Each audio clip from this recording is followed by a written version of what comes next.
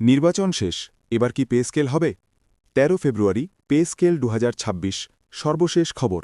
সর্বনিম্ন বেতন কত হতে পারে এবং বাস্তবায়ন পরিকল্পনা। বিস্তারিত সংবাদ স্ক্রিপ্ট। আসসালামু আলাইকুম ও শুভেচ্ছা সবাইকে। আজকের এই বিশেষ প্রতিবেদনে আমরা জানব নির্বাচন শেষে পে স্কেল ২০২৬-এর কী হবে, সর্বনিম্ন বেতন কত হতে পারে, নতুন পে স্কেলের বাস্তবায়নকে কেন্দ্র করে যে সংকট ও আলোচনাগুলো চলছে, কর্মচারীদের দাবিও জানানো হবে এবং আগামী সময়ে কী পরিবর্তন আসতে পারে। চলুন খুব গুছানোভাবে শুরু করি। অরেঞ্জ, নির্বাচন শেষ, এবার কি পে স্কেল হবে? প্রথমেই আসল প্রশ্ন, নির্বাচন শেষে কি পে স্কেল বাস্তবায়ন শুরু হবে? বর্তমান প্রেক্ষাপটে যা সত্য, পে কমিশনের নবম জাতীয় পে স্কেল সংক্রান্ত চূড়ান্ত প্রতিবেদন ইতোমধ্যেই সরকারকে জমা দেওয়া হয়েছে। এটা মানে কি সরাসরি বেতন বাড়বে? এটা খুব গুরুত্বপূর্ণ অংশ। বিশ্বস্ত তথ্য অনুযায়ী পাকিস্তানের জাতীয় বেতন কমিশন পে স্কেলে ১০০% থেকে ১৪২% পর্যন্ত বেতন বৃদ্ধির প্রস্তাব দিয়েছে, যেখানে গ্রেডে বেতন ৮,২৫০ টাকা থেকে প্রায় ২০,০০০ টাকা করার সুপারিশ এসেছে। সর্বোচ্চ গ্রেডে বেতন ৭৮,০০০ টাকা থেকে ১,৬০,০০০ টাকা করার প্রস্তাবও রয়েছে। তাই নির্বাচন শেষে পে স্কেল হবে না এমনটাও বলা ঠিক হবে না। বর্তমানে পে কমিশন ইতোমধ্যে প্রতিবেদন জমা দিয়েছে, চূড়ান্ত সিদ্ধান্ত ও বাস্তবায়নের ঘোষণা এখনও সরকার থেকে আসেনি। এটার প্রধান কারণ হল বর্তমান সরকার অন্তর্বর্তী সরকার, যার মেয়াদ সীমিত।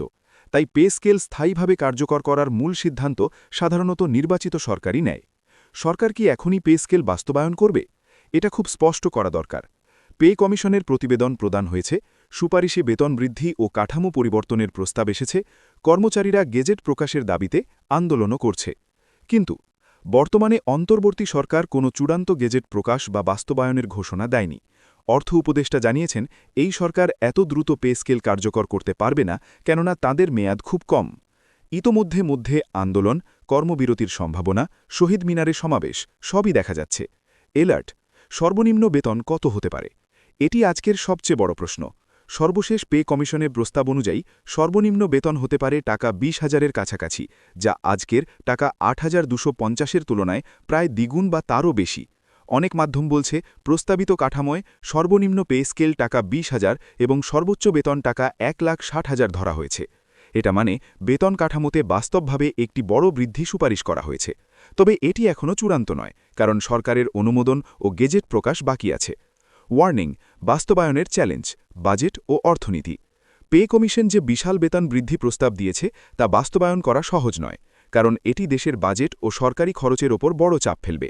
সম্পূর্ণ প্যাকেজ বাস্তবায়নের জন্য খুব বড় অর্থনৈতিক বরাদ্দ প্রয়োজন, এমনটাই কমিশনের রিপোর্ট বলে।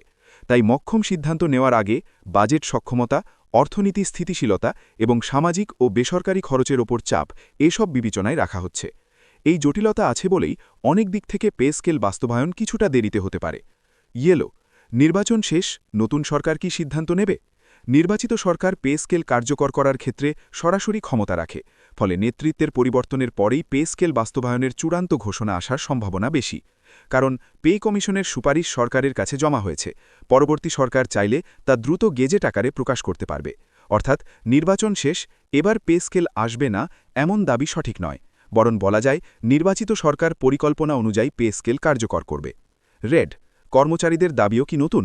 হ্যাঁ, কর্মচারী সংগঠনগুলো ইতোমধ্যেই আশা গেজেট প্রকাশ দ্রুত করতে দাবি করেছে, বাস্তবায়িত পে স্কেলের জন্য আন্দোলন ও কর্মসূচি ঘোষণা করেছে, নবম পে স্কেল বাস্তবায়নের দাবি তুলেছে কঠোর ভাষায়। এটা দেখাচ্ছে সরকারি কর্মচারীরা এখনও পে স্কেলের দ্রুত বাস্তবায়ন চান এবং এতে অনিশ্চয়তা কমাতে চাপ দিচ্ছেন। গেজেট প্রকাশ কখন? আজ পর্যন্ত ওয়ার্নিং, সরকার গেজেট প্রকাশের নির্দিষ্ট তারিখ ঘোষণা করেনি।